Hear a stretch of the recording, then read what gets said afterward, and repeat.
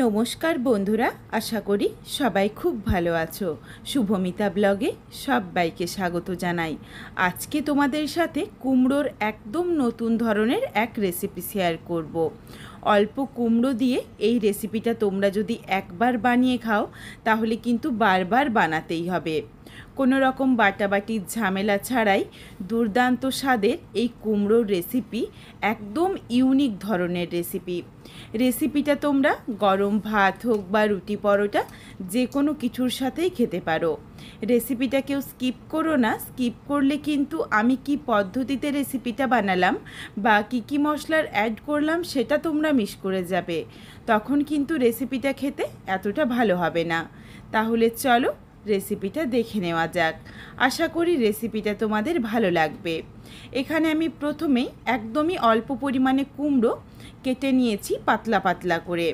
নিয়েছি একটা মাঝারি সাইজের আলুটাকেও কুমড়োর মতনই গোল গোল পাতলা করে কেটে নিয়েছি, তবে তুলনামূলকভাবে আলুটা একটু পাতলা কেটেছি কুমড়োর থেকে। পেঁয়াজগুলোকেও গোল গোল করে কেটে নিচ্ছি। সমস্ত সবজি কেটে ধুয়ে পরিষ্কার করে জল ঝরিয়ে থালাতে রেখেছি। এখানে আমি নিয়েছি কুমড়ো, আলু, পেঁয়াজ, প্রত্যেক কটাকেই গোল গোল করে বা চাকা চাকা করে কেটে নিয়েছি। আর নিয়েছি বেশ কিছুটা পরিমাণে বিউলির ডালের বড়ি। এরপর আমি নিয়ে নিলাম একটা থালাতে কেটে রাখা কুমড়ো আর আলু।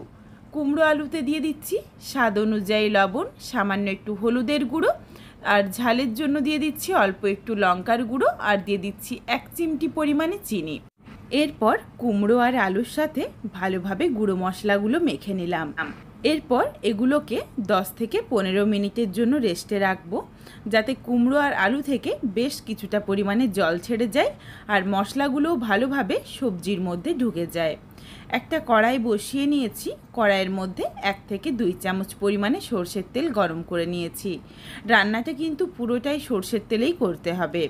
তেল গরম হয়ে গেছে। প্রথমেই আমি 2টো শুকনো লঙ্কা সুন্দর লালচে রং ধরিয়ে মুচমুচে করে ভেজে তুলে রাখলাম।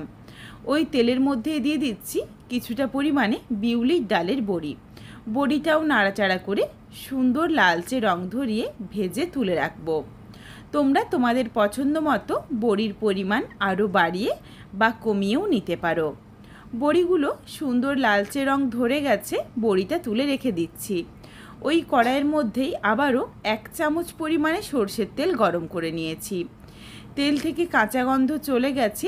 দিয়ে দিলাম প্রথমেই বড় কোয়া 2 কোয়া রসুন। রসুনটা দিয়ে নাড়াচাড়া করে রসুনের মধ্যে দেখো হালকা একটা লালচে রং চলে এসেছে। এরপর এর সাথে দিয়ে দিলাম কেটে রাখা পেঁয়াজ। এরপর পেঁয়াজ আর রসুনটাকে নাড়াচাড়া করে একটু ভেজে নেব। প্রথমে আগে রসুনটা দিলাম যাতে রসুনের মধ্যে একটা লালচে রং চলে আসে, নইলে পেঁয়াজের সাথে যদি রসুন দেওয়া হতো তখন কিন্তু রসুনের মধ্যে কালার আসতো না। এরপর পেঁয়াজটা ভাজা হতে হতে রসুনটা কিন্তু সুন্দরভাবে সেদ্ধ হয়ে যাবে আর রসুন থেকে সুন্দর একটা ফ্লেভার চলে আসবে।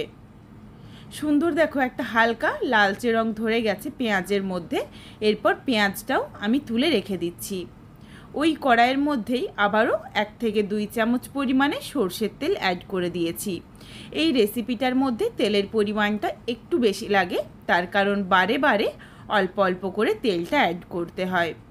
তেল গরম হয়ে গেছে। প্রথমেই দিয়ে দিলাম গোল করে কেটে রাখা আলুগুলো দিয়ে প্রায় 2 থেকে 3 মিনিট মতো গ্যাসের ফ্লেম লোতে রেখে একটু নাড়াচাড়া করে নিয়েছি।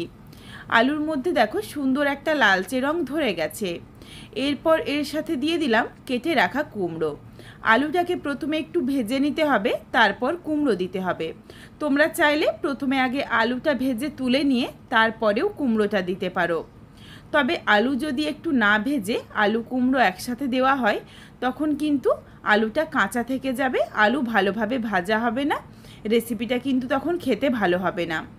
কুমড়োটা দেখো সুন্দর একটা হালকা লালচে রং চলে এসেছে। এর মধ্যে কিন্তু আলুটা সুন্দরভাবে সেদ্ধ হয়ে গেছে। এরপর আমি একে একে আলুগুলো তুলে রেখে দিচ্ছি আর কুমড়োগুলো এরপর গ্যাসের ফ্লেম লোতে রেখে একটু সময় নিয়ে ভেজে নেব, যাতে কুমড়োগুলো একটু সেদ্ধ হয়ে যায়। কুমড়োর এই রেসিপিটা আমি শুধুমাত্র তোমাদের কথা ভেবে একদম নতুনভাবে বানালাম। রেসিপিটা একবার বানিয়ে খেয়ে দেখো, রেসিপিটা কিন্তু খেতে ভীষণ ভালো হবে। কুমড়োগুলো তোমাদের একটু আমি চেপে দেখিয়ে দিই। কুমড়োগুলো দেখো সুন্দরভাবে কিন্তু সেদ্ধ হয়ে গেছে, তবে একদম যে গলিয়ে সেদ্ধ করেছি সেটা কিন্তু নয়, একটু একটু শক্ত রয়েছে। এরপর আমি কি করছি, খুন্তিতে করে কুমড়োগুলোকে একদম ভালোভাবে কড়াইয়ের মধ্যে ভেঙে ভেঙে মিশিয়ে নিচ্ছি। ভেঙে মিশিয়ে নেওয়ার পর আবারও প্রায় 1 থেকে 2 মিনিট সময় নিয়ে গ্যাসের ফ্লেম লোতে করে কুমড়োটা একটু ভেজে নেব। তার কারণ কুমড়োটা যদি এইভাবে ভেঙে নেওয়া হয়, কুমড়োর গায়ের মধ্যে যেটুকু জল থাকবে সেটাও কিন্তু খুব ভালোভাবে শুকিয়ে যাবে। কুমড়োটা দেখো একদম ঝরঝরে হয়ে গেছে। কুমড়োটা নাবিয়ে নিয়েছি। এরপর আমি দুটো যে শুকনো লঙ্কা ভেজে রেখেছিলাম, লঙ্কাগুলোকে সামান্য একটু লবণ দিয়ে হাতে করে একটু ভেঙে গুঁড়ো করে নিচ্ছি। এখানে তোমরা যেমন ঝাল খেতে পছন্দ করো সেই বুঝে লঙ্কাটা ব্যবহার করো। তবে এই রেসিপিটার মধ্যে শুকনো লঙ্কা আর কাঁচা লঙ্কা 2 ধরনেরই লঙ্কার ব্যবহার করতে হবে। লঙ্কাটা মেখে নেওয়া হয়ে গেছে। এরপর রসুনগুলোকেও দেখো চেপে চেপে সুন্দরভাবে মিশিয়ে নিলাম। ভীষণ সুন্দর একটা স্মেল এসেছে রসুনের থেকে। এরপর এর সাথে দিয়ে দিচ্ছি একটা কাঁচা লঙ্কা কুচি। কাঁচা লঙ্কাটাকেও একটু মিশিয়ে নিয়েছি। এরপর দিয়ে দিলাম ভেজে রাখা পেঁয়াজ। পেঁয়াজ দিয়ে লবণ আর লঙ্কার সাথে ভালোভাবে মেখে নিলাম, তাহলে পেঁয়াজটা কিন্তু খেতে ভীষণ ভালো হবে। এরপর আমি ভেজে রাখা আলু, কুমড়ো, পেঁয়াজ সমস্ত কিছুকে একসাথে ভালোভাবে মেখে মিশিয়ে নিচ্ছি। এরপর দিয়ে দিচ্ছি 1 চামচ পরিমাণে কাসুন্দি। কাসুন্দিটা দেওয়ার জন্য কিন্তু খেতে ভীষণ ভালো হবে। কুমড়ো একবার হলেও এইভাবে বানিয়ে দেখো, তারপর আমায় কমেন্ট করে জানিও রেসিপিটা তোমাদের কেমন লাগলো। খুব ভালোভাবে এরপর সমস্ত কিছু একসাথে হাতে করে মেখে নিচ্ছি। তোমরা চাইলে এর মধ্যে কাঁচা পেঁয়াজ বা ধনেপাতা কুচিরও ব্যবহার করতে পারো। ভালোভাবে মিশিয়ে নেওয়ার পর সামান্য একটু সর্ষের তেল দিয়ে দিয়েছি। যে কোনো ভর্তাতে বা মাখাতে সর্ষের তেল ছাড়া কিন্তু একদমই অসম্পূর্ণ, এই জন্য আমি সামান্য একটু সর্ষের তেল দিয়েছি। আর সববার শেষে দিয়ে দিলাম ভেজে রাখা বড়ি। হাতে করে অল্প কয়েকটা গুঁড়ো করেছি আর বাকিগুলো গোটা রয়েছে। সমস্ত কিছুকে একসাথে খুব ভালোভাবে মেখে নিলাম। মাখাটা দেখো সুন্দরভাবে বেশ শক্ত হয়েছে, ঠিক আলু সেদ্ধ মাখার মতো। রেসিপিটা খেতে হবে দুর্দান্ত। এই রেসিপিটার মধ্যে আমি কাঁচা পেঁয়াজটা ব্যবহার করলাম না, তার কারণ কাঁচা পেঁয়াজ যদি দিয়ে দেওয়া হয় তাহলে কিন্তু সঙ্গে সঙ্গেই রেসিপিটা খেয়ে নিতে হবে, বেশিক্ষণ রাখা যাবে না। একদমই বাটাবাটির ঝামেলা ছাড়াই কুমড়োর এই দুর্দান্ত রেসিপিটা আমি শুধুমাত্র তোমাদের কথা ভেবে বানিয়েছি। তোমরা বাড়িতে অবশ্যই একবার হলেও রেসিপিটা বানিয়ে আমায় কমেন্ট করে জানাতে ভুলো না কিন্তু রেসিপিটা তোমাদের কেমন লাগলো।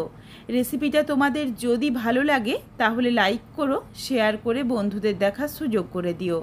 তোমরা যদি এই রকম নিত্য নতুন রেসিপি আরও পেতে চাও তাহলে অবশ্যই আমার চ্যানেলটিকে সাবস্ক্রাইব করে পাশে থাকা বেলটি অন করে অল নোটিফিকেশন অন করে দিও, যাতে আমার প্রত্যেকটা রেসিপির নোটিফিকেশান সববার প্রথমে তোমাদের কাছে পৌঁছে যায়।